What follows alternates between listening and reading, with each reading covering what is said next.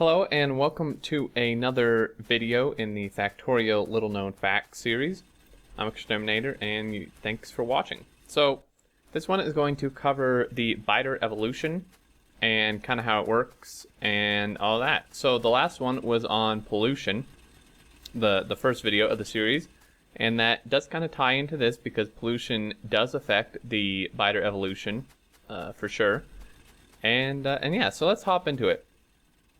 So I'm going to do a little bit in the game here and then hop into a notepad thing, kind of like we did last time, and go over the numbers. So for people who are not interested in the details, like super details and in-depth numbers and stuff for it, a very brief explanation is, yeah, I took all a few out of these by the way, is that the evolution factor pretty much affects the type of biters that are spawned, and also kind of their frequency as well. So, you know, you obviously don't get like big biters or whatever in the beginning of the game. That's because the evolution factor is not high enough for them to spawn. And then near the end of the game, you get like pretty much no small biters because their chance to spawn is pretty much zero at that point when the evolution factor is fully increased pretty much, or as close to it as it can get. And there are three factors that increase the evolution factor, and in vanilla Factorio, nothing should be able to decrease it unless, well, yeah, in vanilla Factorio, nothing can decrease it, period. There's some mods that might do stuff that would kind of decrease it, but we're not going to go into that. So it can only increase. So let's start from the least effective to the most, in terms of how much it affects the evolution factor. We have the passing of time. So just as time goes by, it slightly increases the evolution factor. The next thing is pollution. It increases it a bit more than time, so it's the second most. And something very important here that I think a lot of people have misunderstood or just didn't know about is that it's based on the global pollution produced. It has nothing to do with pollution spread or biter spawners or spitter spawners absorbing it, or worms absorbing it, or biters being touched by it, anything like that.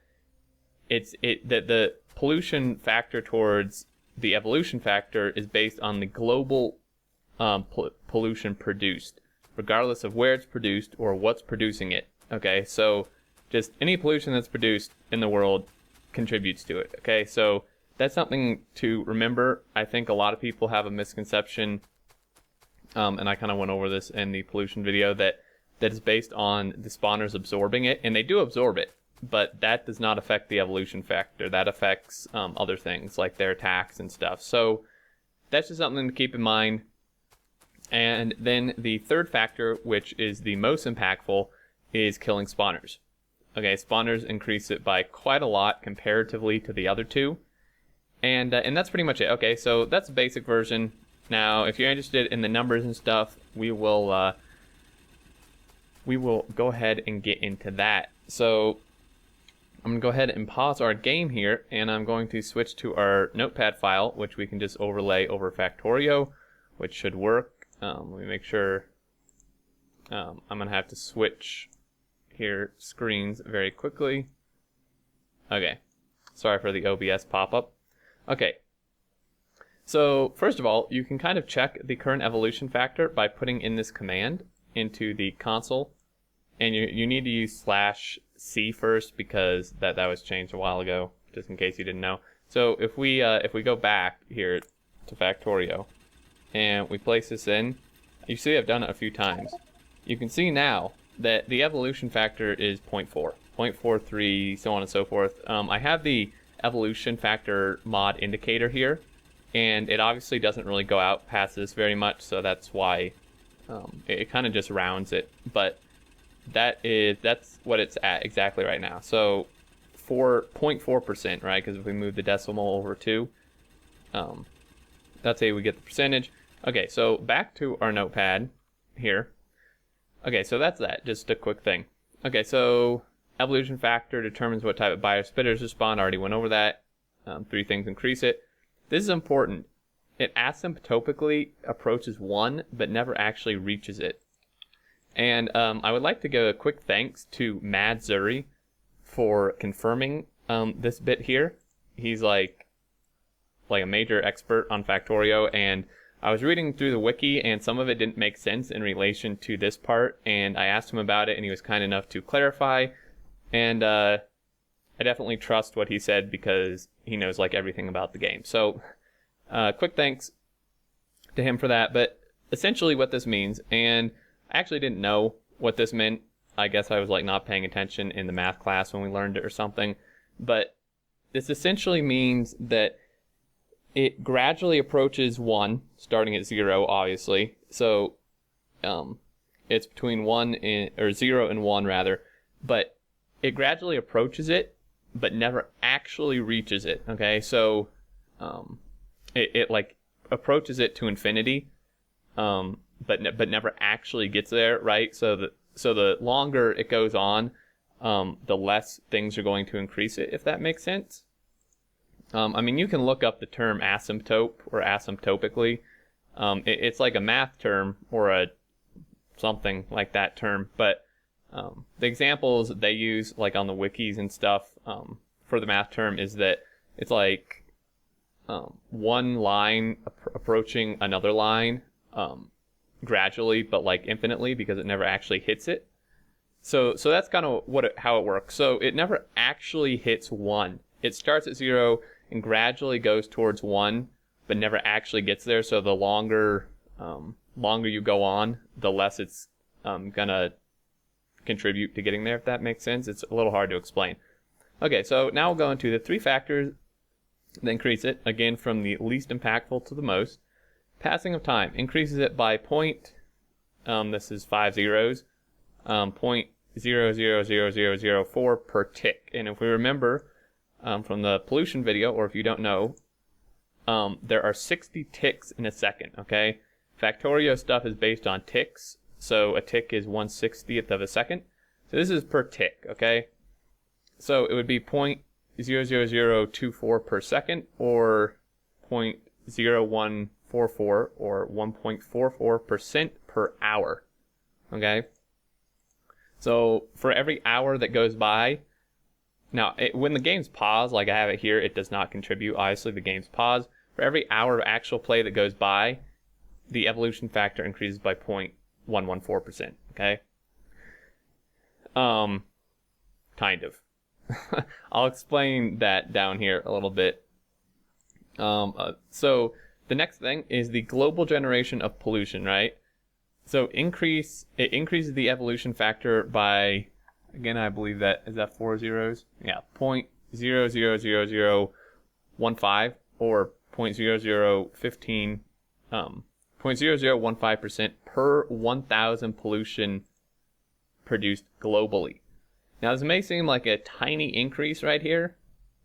I mean, like 0.0015% is not much at all. However, 1,000 pollution produced is not much. I mean, this will you will go way over this, like so fast. So this may not seem like much, but like in our game here, if I go ahead and stick fuel in these guys again, and we pull up the debug menu and the map pollution overlay, we go here, you can already see how, I mean, like in a minute or two here, I'm going to be at 1,000 pollution produced just from these guys. It's like, so that goes up way faster than you would think. And then the last thing is destroying spawners, which increases it by a lot more than these. It increases it by 0.002 or 0.2% for every spawner destroyed, right? So that's a lot more. Now, essentially, how this works is, well, like a really brief summary, and then I'll go over the detail here, is that like destroying spawners early in the game is going to increase the evolution factor more than it would if you destroy them later in the game. Okay, again, since it's asymptotically approaching it. But I give an example down here. So So killing spawners early in the game, it's kind of a toss-up. I mean, you want to kill spawners early before it gets really difficult to do so, especially if you're newer. You want to kill them to get those artifacts and stuff early when you can. But just something to keep in mind that when you do it early, it does contribute to the evolution factor more so than if you did it later. Okay, and that's because the percentage increases are applied, the amount of increase here, that's what this means, times 1 minus the evolution factor. Okay, so I give an example here. So killing spawner at the beginning of the game when the evo factor is 0, it would increase it by 0.002, 0.2%, just what it is here because the evolution factor is 0, right? And I do the math here.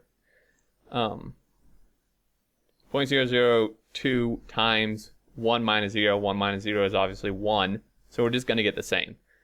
However, this example, if you do it later in the game, and let's just say, hypothetically, when the evolution factor is 0.5, let's just say it's exactly 0.5, okay, killing a spawner then would increase it by 0.001 or 0.1%, right? Because we take our amount of increase here, which we got from up here, and then multiply it by this. And, when you do equations, you have to do parentheses first, and then multiplication and other stuff. So 1 minus 0.5 is 0.5.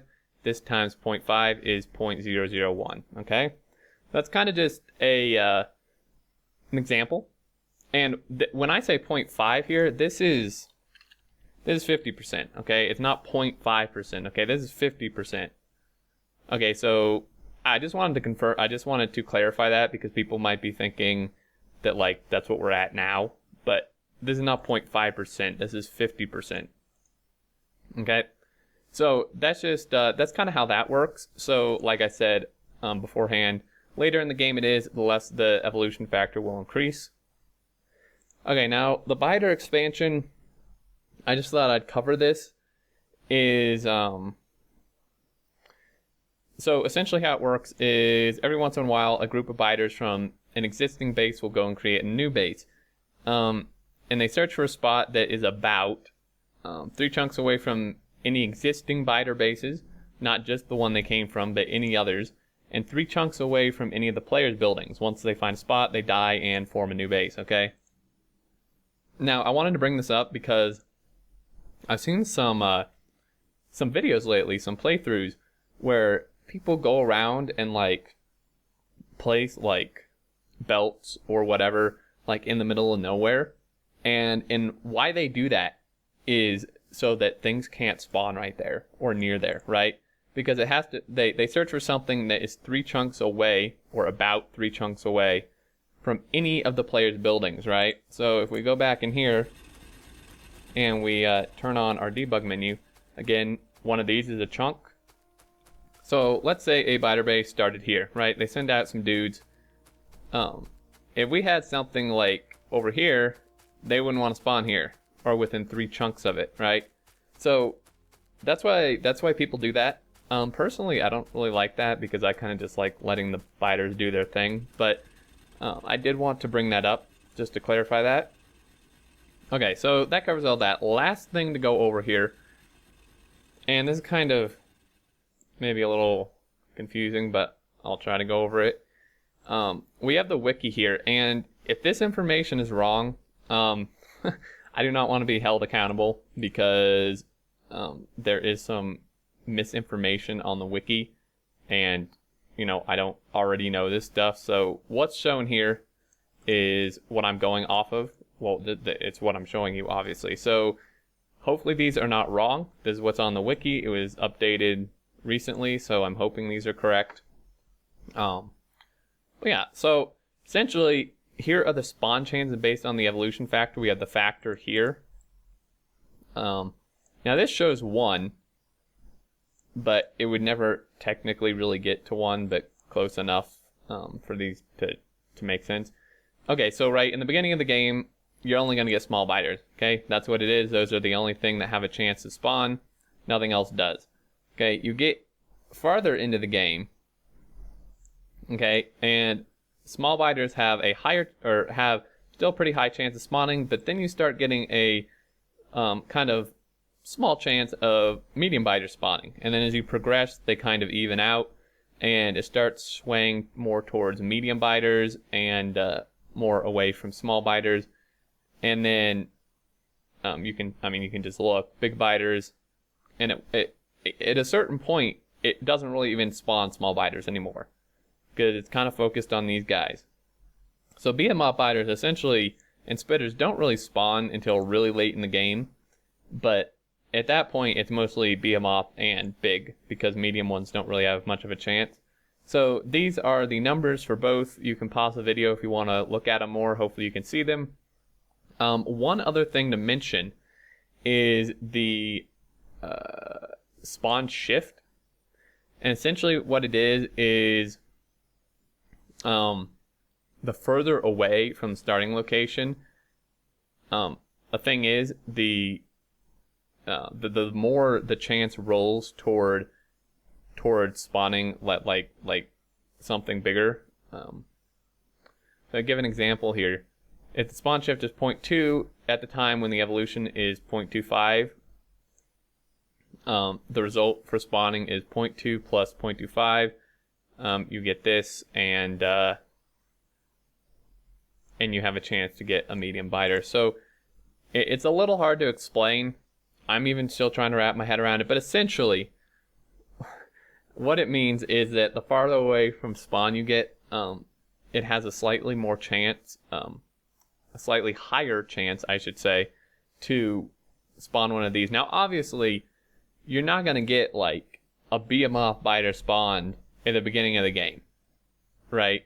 I mean, unless you're like eons away from the starting area, right? Okay, now I don't know how spawn shift is actually calculated. None of this really goes over that. It doesn't actually, I mean, like they use 0.2 as an example, but I don't know how it's actually, like how you would get 0.2 or 0.4 or whatever it is. I haven't been able to find that anywhere, so kind of have to stick with this, but that's pretty much how it works. You know, so the main thing for a very quick summary here is time, pollution, and killing spawners affects the evolution rate, or evolution factor. The higher the evolution factor is, the more chance you have for the bigger biters and spitters to spawn. Now, obviously, again, when it's really low, there's no chance for them to spawn. And then, you know, the farther away from the starting area it's rolled a little more towards the higher end. And there was one other small thing here.